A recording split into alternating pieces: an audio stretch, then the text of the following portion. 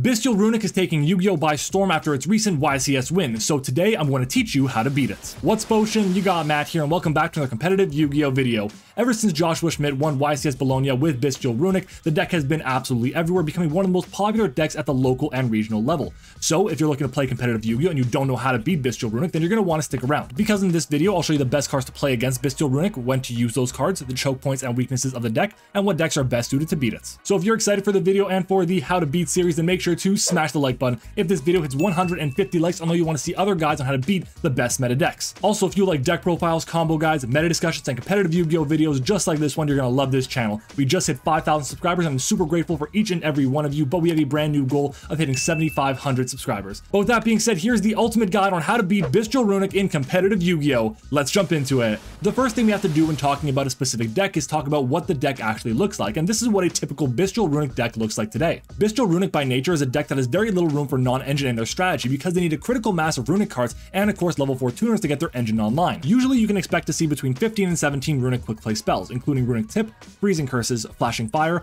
Destruction, Slumber, Dispelling, and Smiting Storm, as well as the 2 copies of Fountain, which in and of itself is a huge amount of deck space. The level 4 tuners the deck plays vary slightly, but there are 2 that are seeing a significant number of play in pretty much every list. They are Guiding Quem the Virtuous and the BYSTIAL Aluber. Guiding Quem is played because on summon it can get any of the level 4 tuners from deck to graveyard, and when paired with any Runick spell it can create a level 10 synchro out of nowhere and get a draw at the worst case. On the other hand, the BYSTIAL Aluber is for all intents and purposes a vanilla monster, but it has a few key factors. It's a level 4 tuner that's also a light or dark monster, it's a dragon to be added off of Magnamut in the end phase, a BYSTIAL that can be searched off the BYSTIAL Lubellion, and it mentions Fallen of Albaz, so Quem can send it to the graveyard and revive it as well. The other level 4 tuners that are seeing play right now are either Blazing Cartesia or Incredible Ecclesia with the Golden Sword Soul. The latter is gaining the most amount of traction right now because it allows Quem to represent 3 level 4 tuners instead of 2. BYSTIALs are obviously a big part of the BYSTIAL RUNICK strategy, but as we progress to a more fire-based format, there are fewer seeing play. The bare minimum is 2 to 3 copies of Lubellion, 1 Magnamut, 1 Druisworm, 1 to 2 Saronir, and possibly even 1 Baldrake. And because the BYSTIAL Lubellion is played, 1 to 2 copies of Branded Regained are also necessary since they allow the deck to recycle resources which the deck desperately needs. Some decks are playing Branded Beast, but it's not as popular. This leaves the deck with only 3 to 6 spots for non-engine at the absolute most. A lot of the time Ash Blossom is seeing play in this strategy, but even more than that, you're going to see a copy of Duality, which we'll talk more about later. The extra deck is also extremely tight, with at least 10 spots being absolutely mandatory inclusions to play the deck optimally. 2 Hugin and 1 Gary for the Runick side, BYSTIAL Dispater, Baron de Fleur, Chaos Angel, and Sword Soul Supreme Sovereign Changing as level 10 synchros, Coral Dragon and Triage Master are the level 6 synchros that allow the deck to synchro climb more, and SP Little Knight is usually the only link monster. Keep in mind that SP can also serve as an extender with the deck's ability to recycle banished monsters. There are other cards that the deck prefers to play in the extra deck, but I would argue are not mandatory for the deck to function, including Centurion Legatia, a level 12 synchro that draws a card, along with Alvain and Scarlight as targets for Duality. Now that you know what the deck looks like, what's the strategy actually trying to do?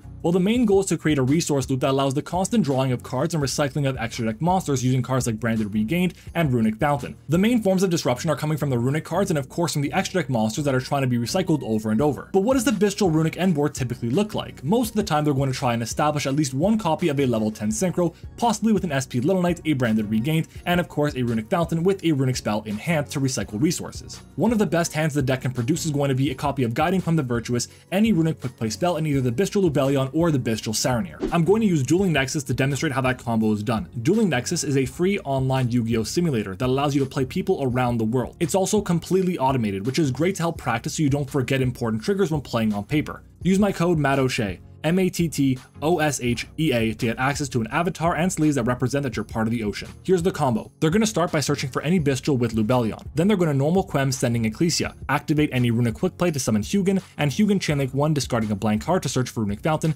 and Quem has chainlink 2 targeting Ecclesia to reborn it. Then Ecclesia's effect will activate, tributing itself for cost to special summon the Golden Sword Soul from the deck. They're going to synchro the Golden Sword Soul and Hugin for Triage Master and draw a card. Then they'll synchro Triage Master and Quem for Baron. Then Magnamut will activate, attempting to banish Triage Master to summon itself. Chainlink 1 will be Magnamut to search in the end phase. Chainlink 2 will be the Golden Sword Soul to banish itself for cost and special summon a light spellcaster whose attack equals its own defense from hand or graveyard. They'll summon back the Quem or the Ecclesia, it doesn't really matter, and synchro into Dispatter. Dispatter will summon back the banished Triage Master. Lubellion will tribute over Dispatter and then activate its effect to activate Regain directly from the deck. Lubellion and Triage Master will link into SP Little Knight, which will activate to banish the Hugin in the graveyard. Regain will shuffle back the Hugin and allow them to draw an additional card. If at any point in time there were any other Runick quick play spells in hand, the combo would change quite a bit, but this combo represents a ton of interruption and is the bread and butter combo the deck tries to establish. So now that you know what the deck looks like and what the game plan is trying to establish, let's talk about specific cards and how they interact with the strategy, starting off with Handtraps, and these are the ones we're going to be covering today. Ash Blossom is very strong against this strategy. There are a ton of different targets, including the Hugin, the Fountain as they attempt to replenish their resources, Regained, the Bestial Lubellion, and more. Its impact though is really dependent on what you're trying to hit with it, but if your opponent has no cards in hand and you Ash the Fountain, you'll be so far ahead.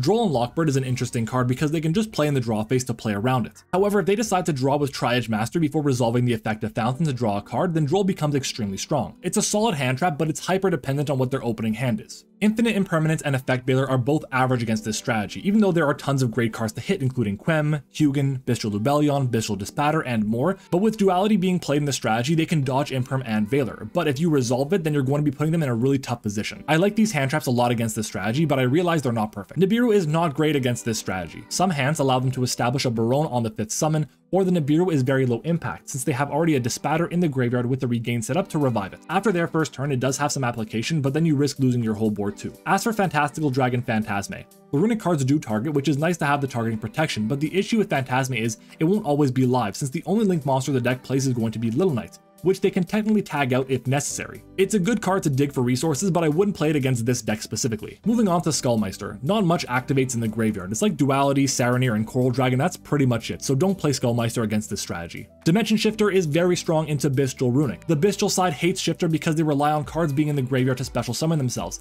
and the Runick side also doesn't like it because they can't recycle Runick spells that are banished. But if Branded Regained is active, then D-Shifter doesn't do as much damage to the deck. Bestials are really good against this strategy because they can banish either the target for the opposing Bestial or for the Quem itself. Also, one of the best places to Bestial, in my opinion, is going to be the Dispatter right after Lubellion tributes it, but before the Regained is live. This is because they have almost no way to recycle a banished Bestial Dispatter. DD Crow is another really strong card against the deck because it can do the same things that the Bestials can do, but it can also banish the runic spells to prevent Fountain from recycling them, which is really important too. It's not always going to be the right decision because there are going to be cards that are just going to be better in the side deck, but it definitely gets the job done. Ghost Bell is great against the Bestials, Runic Fountain, Quem, Regained, and more. It just doesn't actually get rid of the threat, so I'd argue it's weaker than DD Crow or Bestials, but there is a lot of utility for the card. Ghost Ogre destroys, which is not always going to be a good thing, but destroying Fountain or Regained can be very strong for the deck. Handtraps are decent against Bestial Runick, but only when used in the right situation, but I'd argue that board breakers are even better, and these are the ones we're going to be covering today. Evenly Matched is really strong because it doesn't destroy, meaning Hugin can't protect it, and because it banishes face down, Dispatter and Regained can't recycle those resources either. Also, the deck doesn't put up much spell or trap negation outside of Baronne, which can be baited out. The biggest problem I have with Evenly is that on boards where they end with SP Little Knight and another monster, they can simply just dodge it with SP's effect. Also, the first turn boards the deck usually produces aren't necessarily that big. It's mostly going to be usually 3 monsters, Regained, and Fountain at the most. Dark Ruler No More is not as strong as Evenly Matched. The card is good if they end on a monster heavy board, but you don't address the deck's main strength. The advantage they gain through Regained and Fountain are when the deck gets out of hand, and Dark Ruler does nothing for that. Kaijus aren't impactful enough to beat Bestial Runick consistently. Sure, you can deal with one threat, but just like Dark Ruler No More, you aren't addressing the main issue. Lava Golem is a bit better because you can usually get rid of the whole board or at least some of the bigger threats, but you do lose your normal summon. It still has the same weaknesses though as Kaijus. Sphere Mode will rarely be the best option to use against Bestial Runick. Honestly, as a card that tributes, I just would not recommend it. Moving on to Change of Heart and Mind Control. These are essentially the same card. They can force out negation from the Baronne, but if you're able to take the Dispatter, you're in a really good spot. Just keep in mind that SP will help them dodge it. But that can be a good thing, especially if it's the first thing you're doing on your turn. If you have no monsters on the field and you activate Chain of Heart on a Dispatter and they chain SP to banish both itself and the Dispatter, they lose 2 forms of interruption and possibly a third one due to the fact that Regained may no longer be online to recycle resources and draw a card. These cards aren't bad, but there are better options. As for Triple Tactics talent, there are a ton of plays the deck can make that turn on talents, and all 3 options of talents are really strong. Depending on the board state, taking a monster is usually best, but I'd argue that actually looking at their hand, especially if they have a few resources only, makes it really strong. Kashtira Fenrir is awesome. It forces out some response, especially because it can get rid of Regained or Fountain. Additionally, the Bestial Dispatter is never an answer to it. If you special summon Fenrir and activate the effect to search and they Dispatter negate, you can then banish the Dispatter face down. If they use Dispatter to destroy the Kashtira Fenrir, you can just special summon the one you just searched and threaten to banish the next time. Basically, they're forced to address it with either a Baronne or a runic spell. As for board wipes like Raigeki, Dark Hole, Lightning Storm, and Harpy's Feather Duster.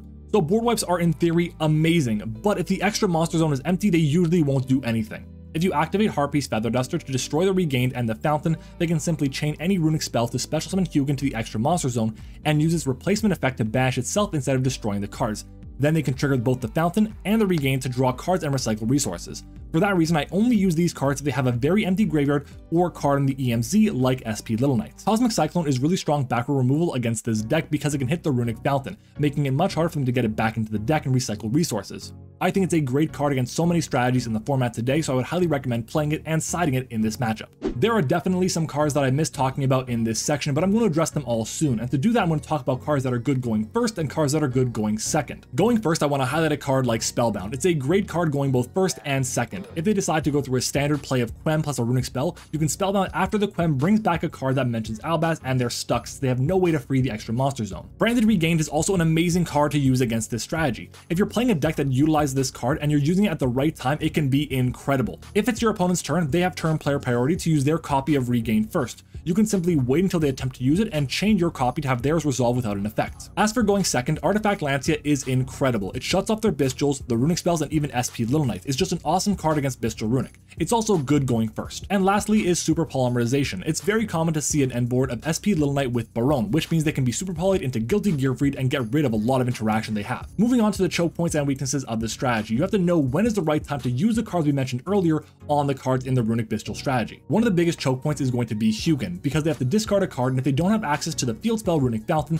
they have a really hard time recycling the resources and maintaining card advantage, which the deck desperately needs. Guiding Quem is also a pretty big choke point for the strategy, because the deck itself really relies on the ability of Quem to get access to more level 4 tuners. So basically, if you go ahead and Imperm or Veil their Quem, they can't get that level 4 tuner into the graveyard, and they also can't bring it back when a monster leaves the extra deck, which is really important. And finally, Branded Regained and Runick Fountain are two incredible cards to hit with this strategy. If you can get rid of these cards, you're going to be in a fantastic position because they can recycle the resources, which the deck really tries to do. Now let's talk about some decks that have a good matchup against Bestial Runick, starting off of course with Rescue Ace. This deck is fantastic against Bestial Runick for a few reasons. The main thing though is going to be that it's a fire-based archetype, so the Bestials are absolutely useless against this strategy unless you're hitting something like a Diabellstar or a non-engine piece. Also, they can play the deck in multiple different ways, including a monster-heavy version that utilizes the extra deck very heavily, or they can use the back row to interrupt the Runick player, which obviously is going to be very strong. Fire King is another deck that's really strong against Bestial Runick because of course it's a fire-based archetype. On top of that, the Runick cards do a lot of destruction, and Fire King just loves to be destroyed, so it plays right into their strategy. As for decks that have a bad matchup against this strategy, starting off with Labyrinth. This deck is really good this format. It's going to get even better as well when Transaction Rollback gets released as well. But the entire deck is made up of light and dark monsters, meaning the Bestials can just deal with them pretty easily. Bestial Runick also draws a ton of cards, so they have more chances of finding power cards against Labyrinth like Bell and Ash Blossom. Unchained also has a pretty bad matchup against this deck because of all the banishing it does. Now I don't think that Unchained will be as popular as it was in the previous format, but it is still important to note that it is really struggling against Bestial Runick. And there you have it, you now know how to beat Bestial Runick in competitive Yu-Gi-Oh! Now let me know down in the comments, what deck are you playing this format, and did I miss any other ways to beat this deck? If you made it this far in the video, you must have enjoyed it even just a little bit, so do me a favor and smash the like button. If this video hits 150 likes, I'll bring you other guides on how to beat other competitive meta decks.